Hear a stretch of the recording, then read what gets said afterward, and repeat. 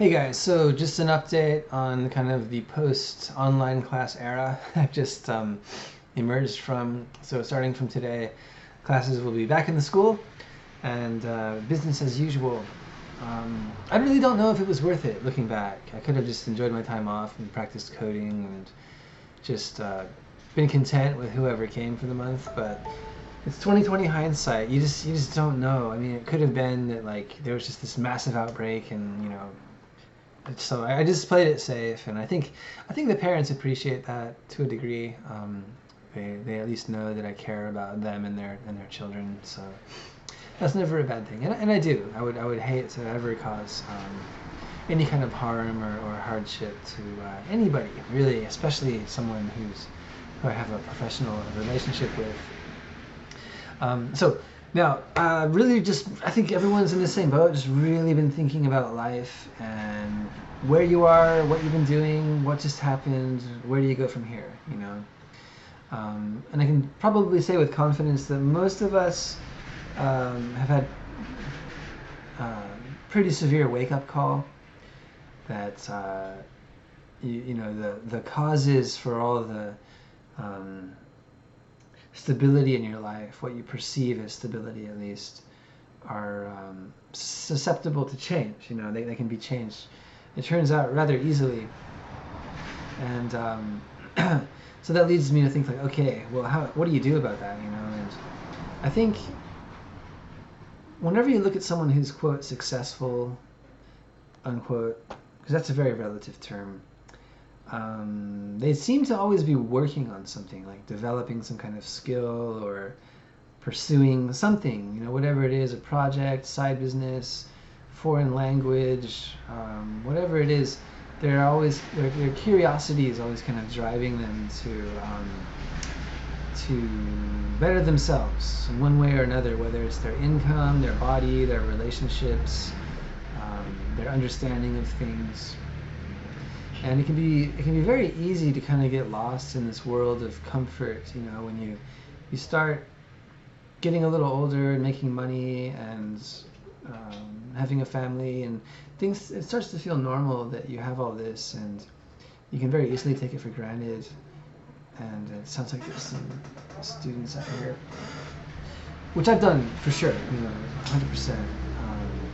We just tend to forget how much effort we put into things in the past, and that's really the only reason we have what we have now, And another thing is that we can only really be prepared for the opportunities we're prepared for, which sounds pretty obvious, but it's interesting to think about, because personally I've noticed in my life a tendency that pretty much whatever I'm working on, the real motivation of it is to better the situation, right?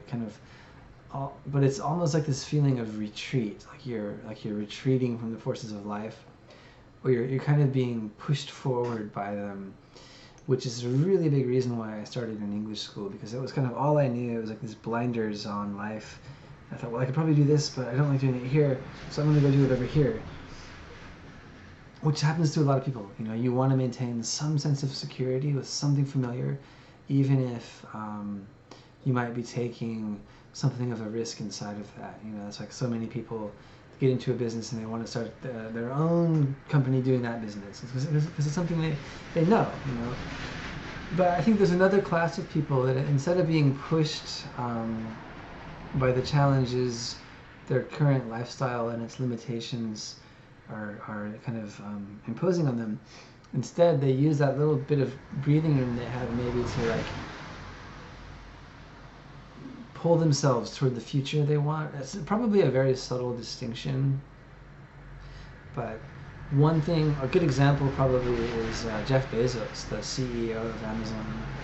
Say what you will about him, he could see that something was happening with the internet. He was working in the stock market on the East Coast, and he could see that there was some potential here. It was a completely untapped market. I mean, really, basically it introduced a whole new element into human life.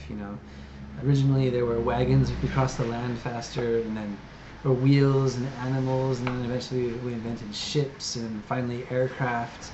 And these all kind of like improved our connectivity and the speed of transit. And then came the internet, where everything just happens literally at the speed of light. But it took people a while to kind of figure out what to do with it, you know. First along came things like the internet browser and websites and an email, and then online payment systems and e-commerce. They all kind of emerged as ways of kind of manipulating this new element. But Jeff Bezos moved all the way across the country to start this business selling books. And his reasoning was that books were something everybody would buy. There were more varieties of books than almost anything else in people's lives at the time. You know, if you wanted to sell bicycles, there'd be a very narrow market. So he kind of pinpointed this market that was extremely broad and something everyone was involved in, and it would have given him a very good start. You know, it's interesting to think about. He planned it very carefully, and so now obviously he's amazingly successful. But the point was he had a plan. You know, it wasn't like, oh, crap, what do I do to fix this? Which is kind of like where I felt like my plan was kind of short-sighted. It was like, get this business open and see what happens. But it's interesting to think more of like using your whatever resources you have as a means to construct a future that's kind of moves in stages, and to think much more long-term. But it's not something that comes easily to everybody. But the coronavirus thing has really made me start to think about that. You know, what can you do to actually ensure that in some way your daily efforts are contributing to a larger kind of reserve of benefits in the future, instead of just creating a pretty nice lifestyle for now. How do you contribute to like a really nice lifestyle while in the interim you have a pretty nice lifestyle? You know, it's so easy to reach a certain level of comfort and just feel like, yeah, it's cool, you know, 1 year, 2 year, 3 year, 5, 7, 10 years go by, and it's like, where did it go? Unbelievable, you know. And you think of how much time and money you've lost in that as well. But nobody's perfect. But it's just kind of interesting to think about what can we do to actually move forward in a way that's maybe more exponential, you know. Nothing crazy. I mean, people like Jeff Bezos and what's his name, Zuckerberg, Steve Jobs, especially Steve Jobs. They are probably 1 in 10 million, and they were born in the right circumstances where their talents could kind of perfectly integrate with the opportunities around them. But I do believe that anybody on a smaller scale can do amazing things. So I've been thinking about that, but I don't want to get arrogant about it and inject that kind of aggressiveness into it, because I think that backfires. And something learning to code has really been teaching me as well, is you need to have a very broad view of whatever you're building, and you need to be able to elicit the functionality starting on a very small scale. Well, you can fill out like the main areas of it, but it basically takes a top to bottom understanding and also a willingness to just completely start over again from scratch. And that means that if you're emotional about it, it makes it 10 times, 100 times more difficult, and you end up limiting yourself so much more. But if you can just step back and look at things more objectively and more creatively as being kind of part of a process, and being open to opportunity and criticism and input and feedback, it's a completely different game. But I think to develop that quality, you also have to go through a time where you just finally realize for good that getting upset with things, whether it's situations, people in your life, or yourself, literally does not contribute to moving forward. It feels like it does. It feels like if you get angry, you're doing something, and it's gonna fix it. I'm gonna punch it. It's a really strong impulse, but the fact is that it literally doesn't help. And it's not some like airy-fairy philosophical holier than thou, like that's not going to help. I mean, it really doesn't do anything. Because when you realize that instead of getting angry, if you can look at the situation and focus your energies on finding a solution, that is actually more helpful, like every single time. But then again, there are times where incorporating some kind of intelligent anger into a situation that is geared towards kind of leveraging the solution you found can be helpful. But just pure anger is, I don't know, frustration, whatever it is. Or also, feelings of inferiority, like, I couldn't do that, I could never open a school, or I could never learn Japanese. Why not? List 10 reasons why not, and then try to list 10 more why you can. You can be so surprised sometimes. So that's where I'm at now. I feeling a lot more hungry about life and a lot more gratitude for the students. And I'm also, I don't know what you guys think about this, but I'm also going on a little bit of a diet.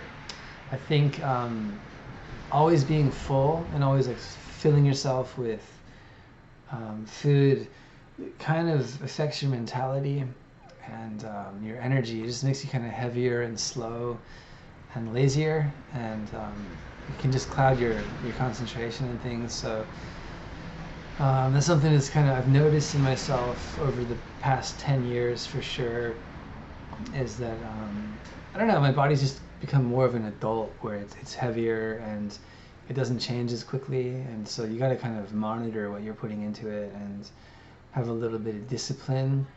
And this seems to be bringing some benefits. I feel like it's a bit easier to move, and one thing that really helps is time restricted eating, where you can choose. Some people do 4 hours, but you can do 4, 6, 8. I've heard 10 and 12 are okay too. But you pick a time span in the day, and in that time, you eat all of the calories for the day. So some people eat a normal like 3-meal course in like 8 hours. I stick with 2, and then outside that 8 hours, you don't eat anything. You can drink water. I cheat a little bit. I drink wine or vodka, sometimes a beer, but certainly not a meal. And it's a little bit uncomfortable in the beginning. You feel hungry because we're so accustomed to just eating because it's there, When in reality, we didn't evolve that way. We evolved to eat when we could, really. Not all the time, but we still have those impulses when we see food. Like, oh, there it is! I found it! And it's so easy these days. But that's making a difference, and I want to just kind of draw some lines in my own mentality, inner world, so to speak, where it's like, hey, don't do that.